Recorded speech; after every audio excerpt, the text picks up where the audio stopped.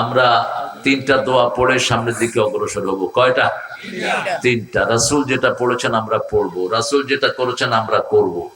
সারা দুনিয়া যদি বিরোধিতা করে, বিরোধিতাকে পায়ের তলায় দিয়ে দেব। তোমরা বাঘ দেখেছো, থাবা দেখো নাই। চৈত্রের দাবদাহ দেখেছো, শরতের কোমলতা দেখো নাই। আমরা ভালোর জন্য ভালো, খারাপের জন্য অত্যন্ত খারাপ। কোন মুসলমানকে মারার চেষ্টা করবা না, প্রতিশোধ নেবেন। মুসলমানকে মেরে কখনো কমানো, এক হাদিকে মারছো না, লক্ষ হাদির জন্ম হবে। প্রতি ফোঁটা থেকে এক একটা হাদি জন্ম নিবে। ঠিকটা বা ঠিক? ওই আশা ভুলে যাও, একজনকে মেরে ফেলে তোমরা কিছু দখল করে ফেলবা। আমাদের জান থাকতে আমরা ইসলাম বিরোধী কোনো আইন মানব না। রাজি আছেন তো? এখন দোয়া পড়েন, এটা ভরে যাবে, বাতাসও বন্ধ থাকবে আপনার যতক্ষণ থাকে, টেনশন নাই। বন্ধ হয়েছে না বাতাস? বন্ধ বন্ধ হয়ে যাবে বাতাস। আল্লাহর কথা শুনে। আর আমরা কার কথা বলছি? আল্লাহর কথা বলছি। একটা দোয়া রাসূল পড়তেন, জমিন থেকে আরশ পর্যন্ত যতগুলো দরজা সবগুলো আল্লাহ খুলে দেয়। পড়েন আল্লাহু আকবার কবীরা, আলহামদুলিল্লাহি কাসীরা, সুবহানাল্লাহি বুকরাতান ওয়া আসীলা। আরেকটা দোয়া পড়তেন, কিয়ামত পর্যন্ত দোয়াটা সওয়াব লেখা হতে থাকবে। 8 বার পড়তেন দোয়াটা। মা জুয়াইরিয়া থেকে বর্ণিত, মুসলিম শরীফের সহিহ হাদিস। মা জুয়াইরিয়া রাসূলের সাথে সুন্নত পড়ে ঘরে বসে বসে তাসবিহ করছিলেন। রাসূল সাল্লাল্লাহু আলাইহি ওয়াসাল্লাম মসজিদে নববীতে সালাত আদায় করে তাসবিহ পড়ে সালাতুল ইশা পড়ে খুই খেয়ে তারপর ঘরে যেতেন। কি খেতেন? ভুট্টার খই, যেটাকে আপনারা বলেন কর্ন। কি বলেন? কর্ন না পপকর্ন? ও পপকর্ন। পপকর্ন। আমরা তো বাহিরের নাম নিতে খুব অভ্যস্ত। দিনাজপুরে এত সুন্দর লিচু হয়, নাম হইলো চায়না থিরি। কিসের চায়না থিরি? চায়নার লোকেরা এগুলো চোখেও দেখেন। ওরা তো সাপ বিচ্ছু খাইতে খাইতে ওদের জান শেষ। এটার নাম দেওয়া দরকার দিনাজপুর 1। দিনাজপুর 1। চায়না থিরি দিলেন কেন? এত সুন্দর আম হয়, নাম দিছে ল্যাংড়া। মানুষের চরিত্রই খারাপ হয়েছে। কোন ল্যাংড়া খায়া এটার নাম ল্যাংড়া দিল? এগুলো পড়েন সুবহানাল্লাহি ওয়া বিহামদিহি আদাদা খালকিহি ওয়া রিদা নাফসিহি ওয়া জিনাতা আরশিহি ওয়া মিদাদা কালিমাতিহি। এই দোয়াটা পড়লে কি বলছি? ফজিলত কি বলছি? কিয়ামত পর্যন্ত সওয়াব লেখা হবে। 5 ব্যক্তির হবে না। কয় ব্যক্তি? 1 নাম্বার বেনামাজি। 1 নাম্বার কি? বেনামাজির সাথে নেই। এখন নামাজ ছেড়ে দিয়েছেন, এখনই আপনি কাফেরের খাতায় নাম লিখিয়েছেন। খবরদার। মুআজ বিন জাবালকে রাসূল 10টা পরামর্শ দিয়েছেন। কয়টা? 10টা। 10টার মধ্যে প্রথমটা হলো লা তুশরিক বিল্লাহ, আল্লাহর সাথে শিরক করো না। 2 নম্বরটা হলো লা তাকফুর বিল্লাহ, আল্লাহর সাথে কুফরি করো না, যদিও তোমাকে হত্যা করা হয়। 3 নাম্বার বললেন লা তারকান্না সালাতাল মাকতুবাহ, ছেড়ে দিও না। ফরজ নামাজ ছেড়ে দিলেই আল্লাহ ওই গোলাম থেকে নিজের জিম্মাদারি তুলে নিয়ে যায়। আর আল্লাহ যদি জিম্মাদারি তুলে নেয়, দুনিয়াও শেষ, আখিরাতও শেষ। বারীউম মিনাল্লাহ, আল্লাহ থেকে মুক্ত হয়ে যায়। 2 নাম্বার হলো মুশরিক। মুশরিক আছে না? আল্লাহকে বাদ দিয়ে মানুষের নামে শপথ করে, আসেনি? মান আহলাফা বিগাইরিল্লাহি ফাকাদ আশরাক। রাসূল বলছেন আল্লাহ ছাড়া যে কারো নামে শপথ করে সে কি? তাবিজ ঝুলায়। তাবিজ আছে না আপনাদের এখানে?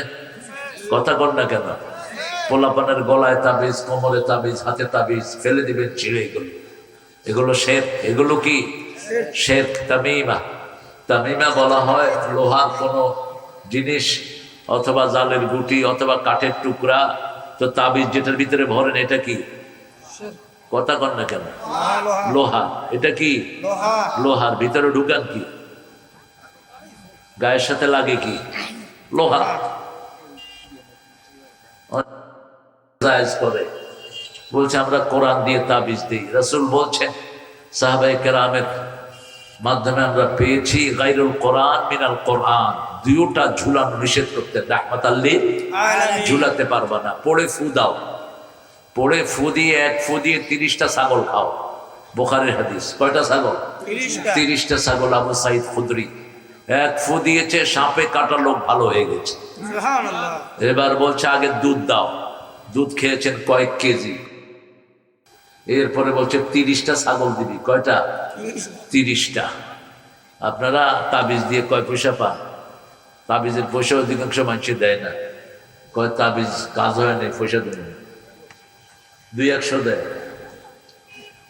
আহা, এদিক দিয়েও ঠকলেন, ওদিক দিয়েও ঠকলেন, দুনিয়াও শেষ, আখেরাতও সে। পাইলেনটা কি?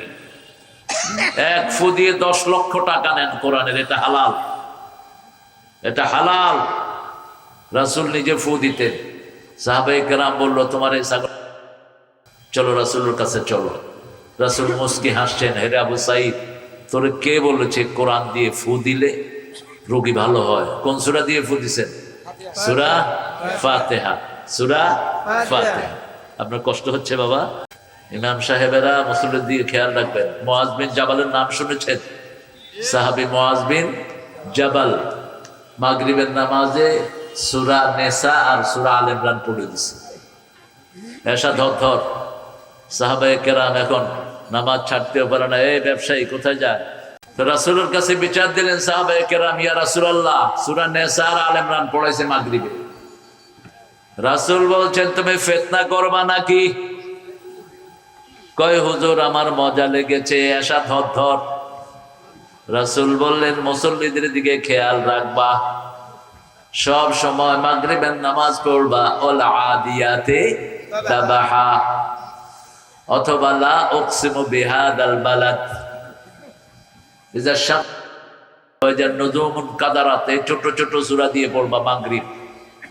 আর মুসল্লিদের দিকে খেয়াল রাখবা। মুসল্লি একজন চিঠে পড়ে গেছে, আপনি কেরাতে আছেন, আপনি সুন্নাহ বিরোধী মানুষ। বাচ্চা একটা কাঁদতেছে, আপনি লম্বা কেরাত ধরেছেন, আপনার রাসূলের সুন্নতে নাই। ফজরের নামাজে নাসার ফালাক দিয়ে রাসূল ফজর পড়ায় দিছে। নাসার ফালাক, যিনি ফজর পড়ান 120 আয়াত, 130, 160 আয়াত কখনো কখনো পড়েন 2 রাকাতে। কোন সূরা দিয়ে পড়ালেন? নাসার ফালাক। সাহাবায়ে কেরাম বললেন ইয়া রাসূলুল্লাহ, এত শর্ট সূরা দিয়ে পড়ালেন। রাসূল বললেন যখনই আমি হাত বেঁধেছি একটা শিশুর কান্না আমার কানে ভেসে এসেছে। আমার মনে হয়েছে ওই শিশুর মা আমার পিছনে নামাজে দাঁড়ানো, আমি নামাজটাকে সংক্ষিপ্ত করে দিয়েছি। আরো আস্তে সুবহানাল্লাহ। শিরক করব না, বেদাত করব না। বেদাত আছে এখানে? বেদাত, বেদাহ কি? বেদাত মুহদাসাতুল উমুর, নতুন আবিষ্কার ধর্মের ব্যাপারে। কুল্লু মুহদাসাতিন বিদআহ, কুল্লু বিদআতিন দালালাহ, কুল্লু দালালাতিন ফিন নার। এই হাদিসটা পড়া ছাড়া রাসূল কোনো খুতবা দিতেন না। সামনে আসতেছে সেই যুগ, মুসলমানদেরকে মারবা সারা জীবন, মুসলমান শুধু মাইরি খাবে। রাসূল 13 বছর মাইর খেয়েছে, 10 বছর দিছে। 80টা যুদ্ধ করছে 10 বছরে। কয়টা? 1 বছরে কয়টা হয়েছে? কয়টা হয়েছে? 8টা। আর আপনারা এক যুদ্ধ করে চিঠি আছে বাংলাদেশ, এক যুদ্ধ করে চিঠি আছে, এখনো এটা ঠেলতেছে। 80টা যুদ্ধ করেছেন, 27টাতে নিজে সেনাপতি ছিলেন। 4টা তলোয়ার ব্যবহার করতেন। কয়টা? 4টা। মসজিদে যাই যে এটা মসজিদ ভদ্র একদম শান্তশিষ্ট লেজ বিশিষ্টের জায়গা না, এটা হলো যুদ্ধের ক্ষেত্র। মসজিদে যেখানে ইমাম দাঁড়ায় এটার নাম কি? মেহরাব। কি নাম? মেহরাব মানে কি জানেন? আল মাকানুল্লাযী ইউজাদু ফীহি শাইউল হক, যেখানে যুদ্ধের জিনিস রাখা হয় সেটার নাম কি? মেহরাব। অস্ত্রাগার, এটা কি? অস্ত্রাগার। রাসূল বলতেন আল জান্নাতু তাহতা যিলালিস সুয়ুফ, তলোয়ারের ছায়ার নিচে জান্নাত। তসবির দানার ভিতরে না। কিসের নিচে? তলোয়ারের ছায়ার নিচে জান্নাত। কোন বেদাতিকে যে সম্মান করলো, রাসূল বললেন সে ইসলামকে ধ্বংসের সাহায্য করলো। মান আ'আনা সাহিবা বিদআতিন ফাকাদ আ'আনা আলা হাদামিল ইসলাম, যে কোনো বেদাতিকে সাহায্য করলো সে ইসলাম ধ্বংসের কাজ করলো। আল্লাহ বেদাত থেকে আমাদেরকে হেফাজত করেন। 4 নাম্বার, নবীকে যারা নবীর সাথে বেয়াদবি করে, এরকম বেয়াদব বাংলাদেশে আছে না? নবীর সাথে বেয়াদবি করলে শাস্তি হলো দুনিয়াতে থাকার তার কোনো অধিকার, কিন্তু আইন আমরা হাতে তুলে নেব না। আইন হাতে তুলে নেওয়া জায়েজ নাই। আপনি বিনা বিচারে কাউকে হত্যা করতে পারবেন না। একটা বিচারিক সিস্টেম থাকবে, সেখানে আপনার ফাঁসি হবে, সেখানে আপনার রায় হবে। আপনি যদি নিজের হাতে বিচার তুলে নেন তাহলে সারা দেশ অরাজকতায় ভরে যাবে, ঠিক না ভাই? এই জন্য রাসূল বলছেন বিনা বিচারে কোনো মানুষকে যদি হত্যা করা হয়, যে হত্যা করেছে সে জান্নাতের ঘ্রাণও পাবে না। করলা কেন? যেমন আবু সাইদকে যারা খুন করেছে জান্নাতের ঘ্রাণও পাবে না। কেন করেছে? ওই পুলিশের বাচ্চা বলবে হাসিনা বলছে, হাসিনা বলবে পুলিশে করছে, আমি বলি নাই। কিয়ামতে আল্লাহ মুখ বন্ধ করে হাত থেকে জবাব মানবেন। হাতকে বলবে হাত তুই গুলি করছত নি? হাত বলবে হ্যাঁ গুলি করছি। এবার কানকে জিজ্ঞেস করবে তুই কার থেকে শুনছস? কান বলবে হাসিনা কইছে। কে কইছে? হাসিনা কইছে। ব্যাস, আল্লাহ সব কিছু শরীর থেকে বের করে আনবেন। এই যেখানে বসে আছেন এই সবগুলোর নিচে হাজার হাজার ক্যামেরা আপনার এর নিচে আল্লাহ ফিট করে রেখেছেন। ইয়াউমাইযিন তুহাদ্দিসু আখবারাহা, এরা সব ঘটনা বলে দিবে। কি নিয়ত নিয়ে কোত্থেকে এসে এখানে বসেছেন সবই মাটি বলে দিবে। 5 নাম্বার, যারা পিতামাতার সাথে বেয়াদবি করে তাদের কোনো দোয়া কবুল হয় না। আছে না বেয়াদব? পিতামাতাকে বুড়া বুড়ি বলে, আসেনি? কথা কর না কেন? তুই পিতাকে বুড়া বলবি, তোর জীবন শেষ, দুনিয়াও শেষ, আখিরাতও শেষ। তুই পিতাকে কোনো হাসওয়ার বলতে পারবি না। পিতার সাথে কথা বলতে হবে অকুল্লাহুম কাওলান কারীমা, নরম কথা, সম্মানজনক কথা, প্রেস্টিজিয়াস কথা বলতে হবে। 3 নম্বরে একটা দোয়া করছি যেটা একজন সাহাবী করেছেন, পড়েন লাকাল হামদ ইয়া রাব কামা ইয়ানবাগি লিজালালি ওয়াজহিক ওয়া আযীম সুলতানিক। এই দোয়াটার পুরস্কার আল্লাহ নিজ হাতে দান করে দিবেন। সুবহানাল্লাহ। দোয়াটার অর্থ হলো আল্লাহ আপনার ক্ষমতা যদ্দূর আপনার প্রশংসা তদ্দূর। আল্লাহর ক্ষমতা কত দূর বলে? কত ক্ষমতা! যাদের কাছে অনুমতি ছাড়া তাফসির হতো না বাংলাদেশে, ঠিক কিনা? কথা বল না কেন? 5 মিনিটে তাদেরকে দেশ থেকে গর্দানা দিয়ে বের করে দিয়েছে। ক্ষমতা কি! কোথাও মুদুরের গর্তে এখনো পাওয়া যাচ্ছে না। পুলিশের তসলাট দিয়ে তালাশ করে আওয়ামী লীগ করি। কথা কন না কেন? আপনারা কি ওদের দোষর নাকি? জোরে বলেন, আওয়ামী লীগকে চান? হ্যাঁ, তোমরা যদি তওবা করে নামাজে আসো আমরা তোমাদের ভাই, আমরা তোমাদের কি ভাই। কিন্তু কোরআন বিরোধিতা করবা, জুলাইয়ের আমার প্রিয় ছেলেদেরকে খুন করবা, তোমাদের জায়গা বাংলাদেশে হবে না। আমরা খুনের বদলা নেব সামনে ইনশাআল্লাহ। সারা জীবন কি আমনে চলবে নাকি? আস্তে কোন আমিন, আস্তে করলে জোরে হয়তো। উল্টা জিনিস সবসময় মাথায় রেখেছি। রাসূল বলছেন, আবু হুরায়রার বর্ণনা, ইদা ওয়াফাকাল আমিনু মাআল মালাইকা গফিরা লাকা মা তাকাদ্দামা মিন যামবিক। কারো আমিনের সাথে যদি ফেরেশতার আমিন মিলে যায় তার জীবনের সব গুনাহ আল্লাহ মাফ করে দেন। সুবহানাল্লাহ। এবার বলেন আমিন। আমিন। রাসূল সবসময় আমিন বলতেন, বলতেন তাআম্মানু তাআম্মানু। ফেরেশতারা যখন আমিন বলতো ইহতাজ্জাল মসজিদ, মসজিদে নববী কেঁপে উঠত, এত জোরে আমিন বলতেন। আমরা সৌদি আরবে গেলে অবশ্য জোরেই বলি। দেশে এক এক মসলক, ইমাম আবু হানিফার যারা আমরা অনুসারী, আমরা ইমাম আসতে বলে আমরাও আসতে বলি। সহি, তিনটাই সহি, এটা নিয়ে ঠেলাঠেলির কোনো দরকার নেই। তবে রাসূল বলেছেন সূরা ফাতিহাটা পড়বা, ফজরের নামাজেও সূরা ফাতিহা পড়বা, কারণ সূরা ফাতিহা পড়লে সাথে সাথে জবাব দেয় কে? আল্লাহ জবাব দেয়। আপনি এত বড় জবাব থেকে বঞ্চিত হবেন কেন? আমাদের আলোচনার বিষয় হবে কোরআন, হাদিস, রাসূলের জীবনী আর সাহাবীদের জীবনী, ঠিক আছে তো? এই 3টা যুগকে সার্টিফিকেট দিয়েছেন রাহমাতাল লিল খায়রুল কুরুনে কারণে। সর্বশ্রেষ্ঠ যুগ রাসূলের যুগ, তারপরে সাহাবীর যুগ, তারপরে তাবিঈর যুগ। ইমাম আবু হানিফা কি ছিলেন? তাবিঈ ছিলেন। কি ছিলেন? তাবিঈ ছিলেন। তিনার একটা বই আছে আসার, কি নাম?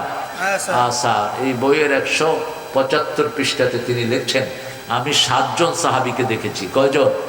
7 জন সাহাবীকে দেখেছি। একজন আমাকে বললেন রাসূল সাল্লাল্লাহু আলাইহি ওয়াসাল্লাম স্বপ্নে দেখলেন তিনি জান্নাতে। তিনি কোথায়? জান্নাতে। জান্নাতে গিয়ে রাসূল দেখেন জান্নাতে লেখা লা ইলাহা ইল্লাল্লাহু মুহাম্মাদুর রাসূলুল্লাহ। এই আসার বইয়ের 175 নম্বর পৃষ্ঠা।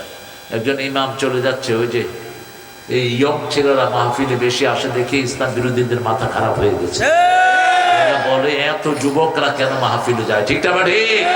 তোমরা চাড়ালরা বুঝো না, আগামীর যুবকরাই এই বাংলাদেশের কপালকে পরিবর্তন করবে। ঠিক না ঠিক? 17 বছর ঠেলে তো একটা ট্রাকও সরাইতে পারলো না। এই যুবকেরা এই আন্দোলনকে হাতে নিয়ে চূড়ান্ত পর্যায়ে নিয়ে গেছে। আল্লাহ এই যুবকদের সবাইকে কবুল করুন। যারা রক্ত দিয়ে গেল, আল্লাহ তাদের রক্তকে হামজার রক্তের মতো কবুল করুন। তাদেরকে জান্নাতুল ফেরদাউসের মেহমান বানিয়ে দেন। অনেক মায়েরা আসতেছেন, মায়েদের জন্য বোধহয় ওখানে প্যান্ডেল আছে। যত মায়েরা এসেছেন, মা আয়েশা ফাতেমার মতো কবুল করুন। আমরা আজকে একটা সূরাকে বন্ধু বানাবো।